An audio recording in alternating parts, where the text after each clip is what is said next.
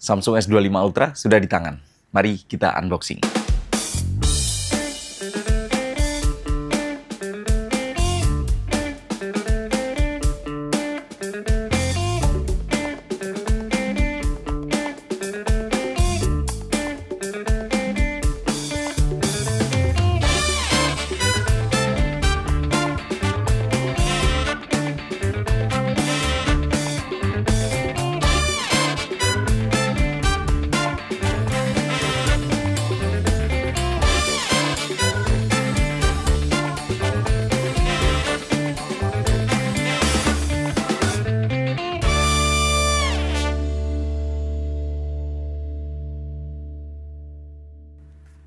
Ini adalah S25 Ultra berwarna titanium silver blue. Ya, warnanya seperti ini kalau misalnya di dalam ruangan. Ini ada lampu warna kuning dari lampu sorot yang ada di hotel. Dan ya, kesan pertama yang saya rasakan adalah ini jauh lebih ringan ya dibandingkan mendahulunya. Bahkan kalau misalnya dibandingkan dengan iPhone 16 Pro Max yang ini sebenarnya udah lebih ringan daripada 14 Pro Max. Ini masih lebih ringan lagi. Dan ya, desainnya kerasa kotak ya di bagian tepi-tepinya, tapi walaupun kotak dia tidak terasa tajam. Itu yang saya rasakan. Karena kalau misalnya dibandingkan dengan S24 Ultra yang lama, dimana kalau misalnya dipegang kayak gini, itu ujungnya sini kerasa tajam banget. Tapi ini karena sudah ada sedikit rounded, so it's fine. Oke. Standar lah ya. Oke. Ada satu hal lagi yang bisa dikletek. Dengerin. Deketin mic.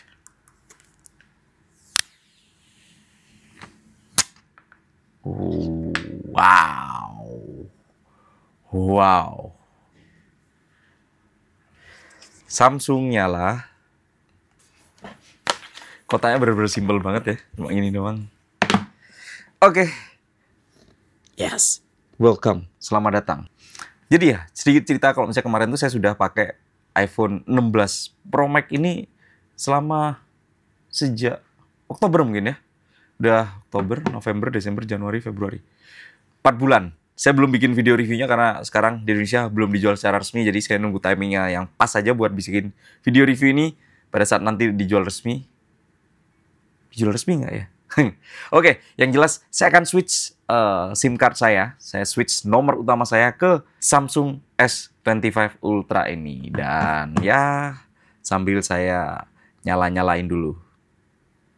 Yup, atur secara manual, pilih jaringan hotel. Sebentar, saya setting-setting handphonenya dulu supaya nyala.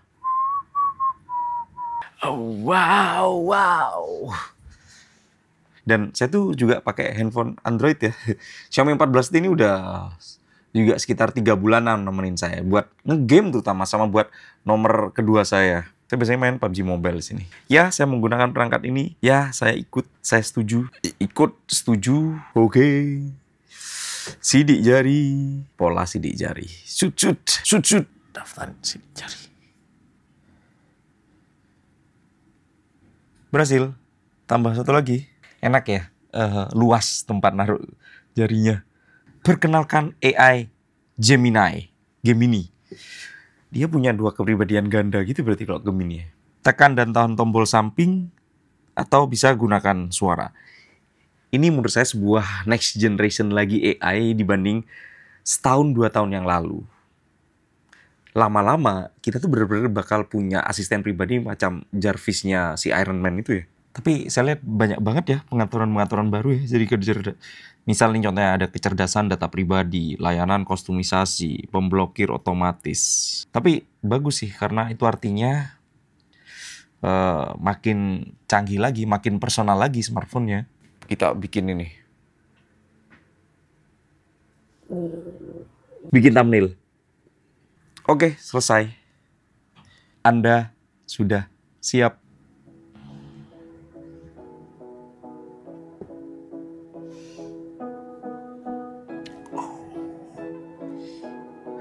Oke, kalian harus lihat ini.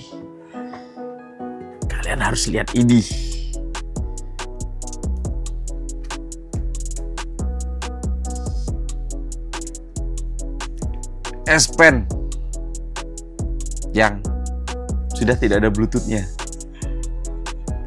Lepaskan jiwa seni dalam diri Anda. Baca nggak?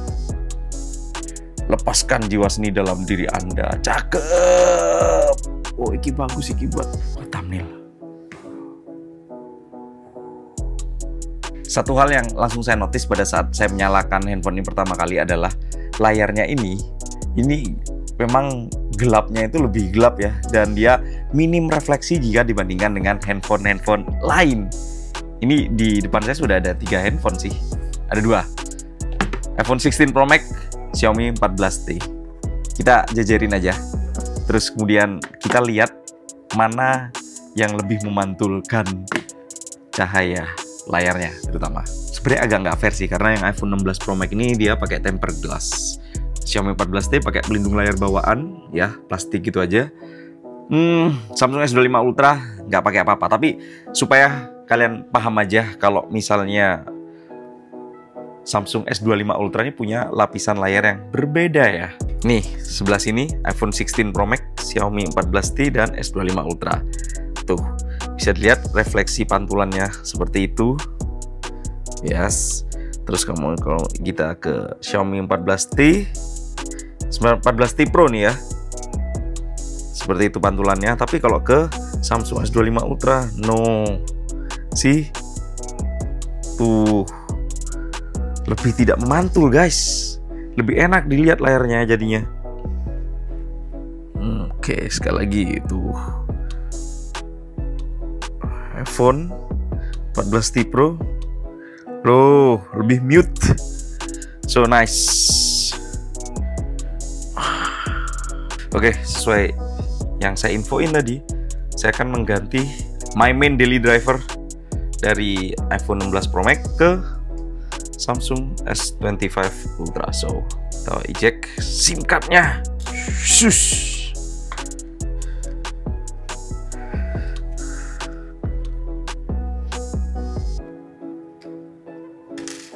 Ibro pakai nomor apa? Telkomsel. Saya pakai kartu Halo karena menurut saya masih yang paling terbaik di Indonesia. Paketan juga nggak harus yang mahal-mahal.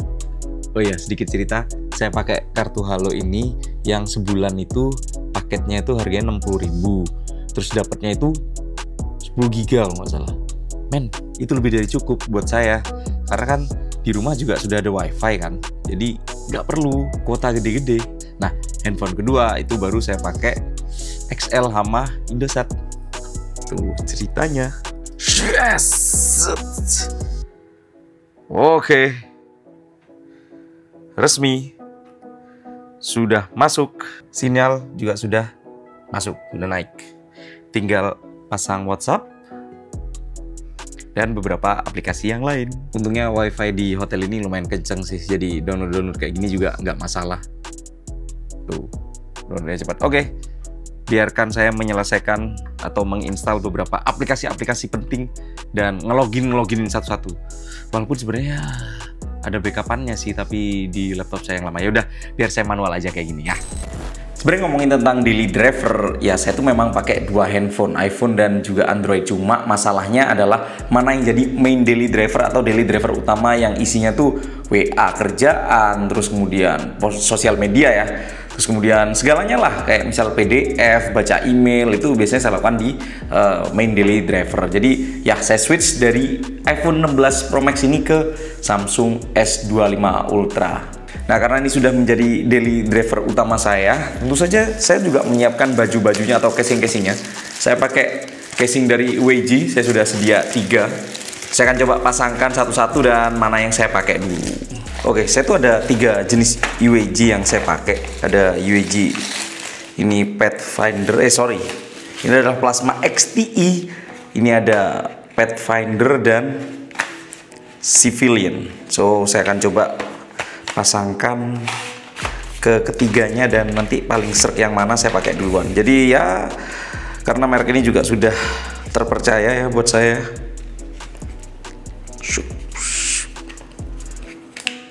Oke. Kelihatan jadi ada oren-orennya di sebelah sini. Oke aja sih. Kerasa compact, tough.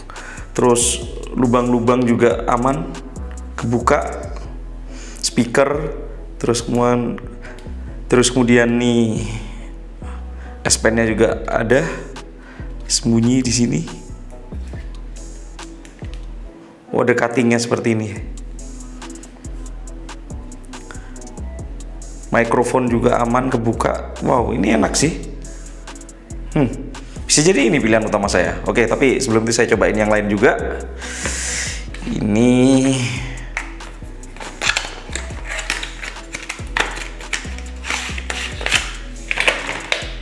Pathfinder yang ada lanyardnya. Lebih bukanya lebih susah yang civilian ini. Oh, tapi ada satu kelebihan utama yang Pathfinder ini adalah ini glow in the dark. Jadi kalau misalnya di kondisi malam ininya kelihatan. Dan ya, yang ini juga tadi sudah ada MagSafe-nya juga ya. Terus motifnya ada oranye-oranye gitu. Jadi ini aman kalau misalnya mau dipakai MagSafe. Ini apalagi nih udah kelihatan jelas kayak bentuknya MagSafe ini ya. Oke, masih masuk warna titanium blue silvernya ke warna grey ya. Terus kalau pakai plasma XTI, nah plasma XTI ini juga punya kelebihan menurut saya yang tidak dimiliki yang lain, yaitu pada area MagSafe-nya dia juga bisa berubah sebagai ini ya, ada kayak tripodnya gini, jadinya bisa ditidurin, berdiriin gini. Dan ini warnanya agak transparan smoky black gitu ya dalam sininya, tapi di sininya TPU. Ini magnetnya, jadi kalau misalnya saya pasangin, oke, seperti ini. Wah, cakep-cakep aja sih ini. Wih, cakep ini. Waduh. Oke, di antara ketiga casing ini, kalau misalnya kalian jadi saya, pilih yang mana? Kalau saya sih kayaknya yang dijadiin yang utama tuh yang ini sih. Ini cakep sih itemnya. Oke, semua aplikasi-aplikasi sudah saya pindah di sini ya, jadi aman lah. Ini sudah menjadi main daily driver utama saya. Tapi sebelum saya membahas lebih lanjut, saya ingin membahas tentang desain dari handphone ini. Ya, kalau memang dilihat di bagian tepi-tepinya ini sudah nggak setajam yang dulu, karena kalau bisa dilihat ini kan sudah agak rounded gitu ya. Walaupun di sebelah sini ya itu sudah lebih flat ya, lebih datar. Dan bisa dilihat teman-teman semua di sini udah flat datar gitu aja. Jadi ini sebenarnya kalau misalnya diginiin tuh bisa berdiri sendiri dia. Susah. Ya udah.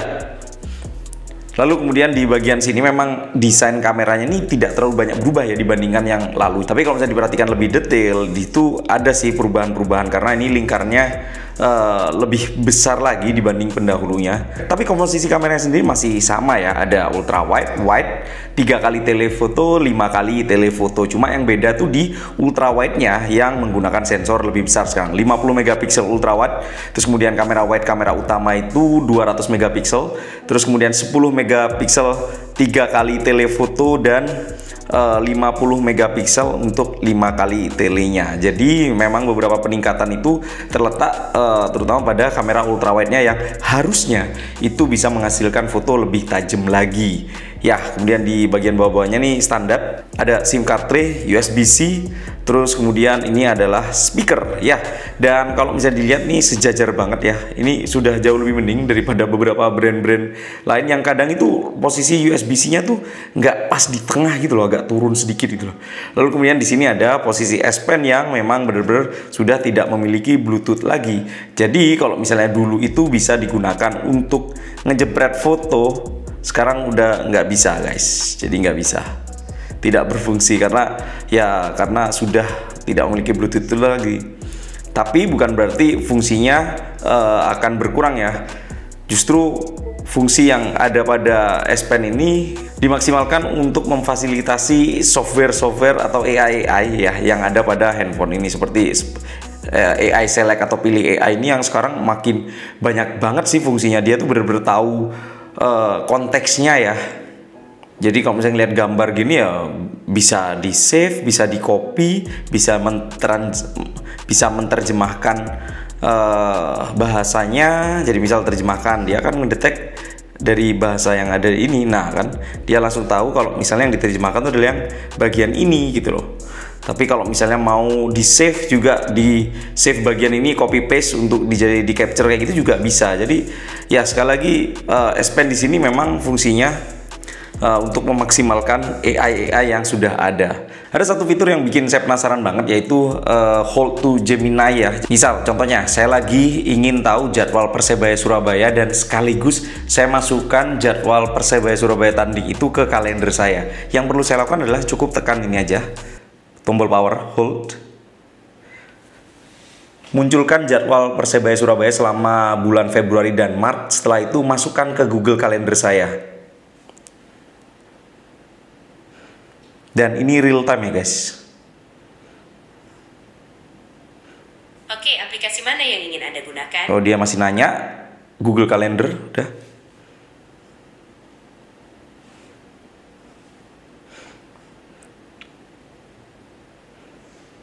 Oke, tuh muncul.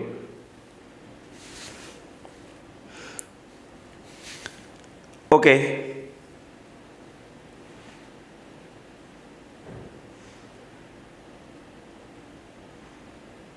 Oke, semuanya sudah selesai.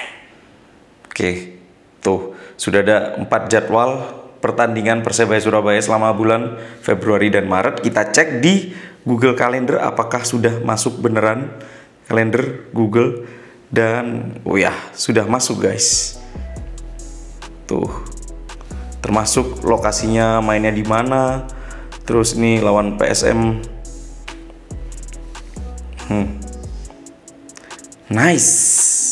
Dan untuk layarnya sendiri bisa dilihat ya, ini sebenarnya ada peningkatan 1 inch ya, dari sebelumnya 6,8 jadi 6,9 inch. Dan ini refresh rate displaynya juga smooth display dari 1 sampai 120 Hz. Kemudian layarnya tajam banget, 1440p screen. Dan kalau misalnya dilihat bagian tepi-tepinya nih udah minim banget bezelnya ya. Ya, dan ini karena bagian tepinya nih agak melengkung ya, jadi ini ikut juga. Beda sama S24 Ultra yang agak tajam. Positifnya adalah ya udah pada saat digunakan di tangan kayak gini, ini tidak terasa terlalu tajam kayak S24 Ultra itu. Jadi ya ini layarnya masih kelas premium juga. Mungkin yang kerasa agak beda adalah ya karena handphone ini menggunakan One UI yang baru ya, One UI 7. Itu beberapa interface-nya tuh beda. Contohnya, jadi kalau misalnya mau ngeluarin control panel itu swipe-nya dari kanan atas, nggak bisa cuma gini aja. Kalau gini dari tengah gini itu dia akan munculin notifikasi. Tapi kalau misalnya di swipe dari sini, nah baru dia akan muncul control panelnya lah. Lalu ini kan cuma sedikit ya, kalau misalnya mau muncul di semuanya tekan ini aja, atau diturunin ya tadi, dia swipe down gitu. Terus kemudian ini tampilannya juga menurut saya sudah berubah ya, icon-iconnya sendiri juga berubah banget. Ini banyak banget icon yang nggak sama kayak yang sebelumnya atau One UI 6, seperti galeri, terus kemudian browser, kamera, itu udah iconnya berubah semua. Dan juga pengaturannya di sini lebih banyak lagi ya. Makanya saya penasaran, saya ingin ulik atau bikin video khusus tentang One UI 7 dan bagaimana cara memaksimalkannya. Yang jelas pada saat saya lihat memang nyawa dari Samsung S25 Ultra ini terletak pada One UI-nya yang berubah. Jadi kalau bisa dilihat di sini ya, status, terus kemudian informasi perangkat lunak ya, di sini ada keterangan sudah menggunakan versi One UI 7.0 versi Android 15. Nah, saya penasaran nanti seandainya kalau misalnya saat ini saya pakai S24 Ultra, harusnya kan dapat OS juga kan? Harusnya berarti akan memiliki experience yang nggak jauh beda dengan Samsung S25 Ultra ini dari sisi software. Well, saya lihat memang Samsung S25 Ultra ini masih handphone yang masuk kategori kelas premium. Jadi, walaupun banyak orang bilang kalau misalnya desainnya tidak terlalu banyak perubahan, tapi experience menggunakan handphonenya itu masih kelas flagship banget. Ada banyak fitur yang ingin saya ulas lebih dalam lagi, yang ingin saya utak-atik lebih dalam lagi. Tapi tunggu aja di video reviewnya, karena untuk saat ini ini masih video sebatas saya berganti daily driver aja, tapi urusan kamera itu hal-hal yang saya penasaran banget karena denger-dengar handphone ini juga kamera ultrawide-nya sudah bisa diaktifkan untuk flashnya ataupun timer 5 detik atau 10 detiknya. Itu artinya kita bisa foto ala anak-anak Gen Z gitu ya.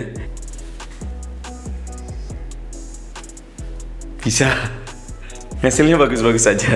Oke, sekali lagi ini adalah video unboxing dan juga video tentang saya berganti daily driver. Jadi tunggu aja video full review dari S25 Ultra maupun video tips dan trik bagaimana cara memaksimalkan handphone flagship dari Samsung yang baru muncul banget di awal tahun 2025 ini. Oke, sekali lagi terima kasih sudah menyaksikan sampai selesai. Saya Bro Komar pamit. Jadi gimana menurut pendapat kalian semua tentang Samsung S25 Ultra berwarna titanium blue silver ini? Silahkan tulis di area komen di bawah. Sekali lagi terima kasih, saya Bro Komar pamit, sampai jumpa di video selanjutnya. Bye bye.